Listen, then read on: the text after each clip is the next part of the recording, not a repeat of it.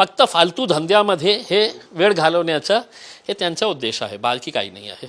इम्तियाज जलील यांच्या घरी आता बिर्याणी करायला सुरुवात झाली आहे. ते स्वतः बिर्याणी करतायत आणि त्यांनी आयुक्तांना मुख्यमंत्र्यांना सुद्धा निमंत्रण दिलेलं आहे की तुम्ही आज बिर्याणी खाण्यासाठी या. तयारी करताय?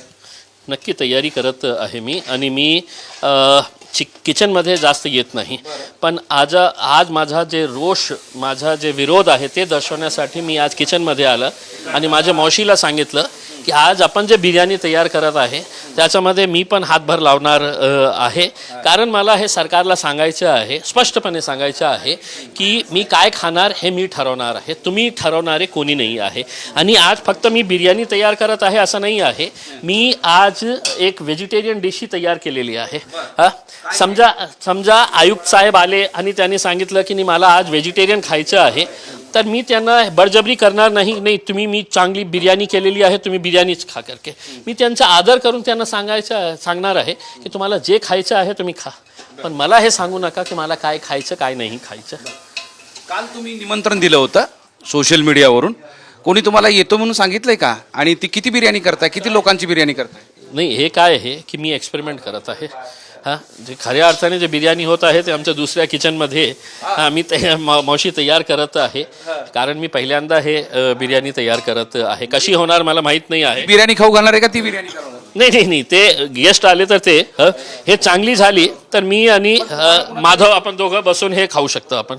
माझा श्रावण महिना आहे, मी खात नाही. मी आदर करतो त्याचा, मी आदर करतो. आणि तुम्हीही मी काय खाणार आहे याचा आदर करा, हे सरकारला सांगण्यासाठी आपण हे सगळं करत आहे. जे व्हेजिटेरियन आहेत त्यांच्यासाठी पण तयारी केली आहे, हे नॉनव्हेज. मी आदर करणार. बरं, ही एवढं चांगलं चिकन, चांगल्या तंगड्या बिंगड्या कुठून आणले? मी मार्केटमधून आणलं ना, कारण एक ज्ञानी भारतीय जनता पार्टीचे मंत्री ना, तुम्हाला खायचं असेल ना तर तुम्ही एक दिवस अगोदर आणून ठेवा.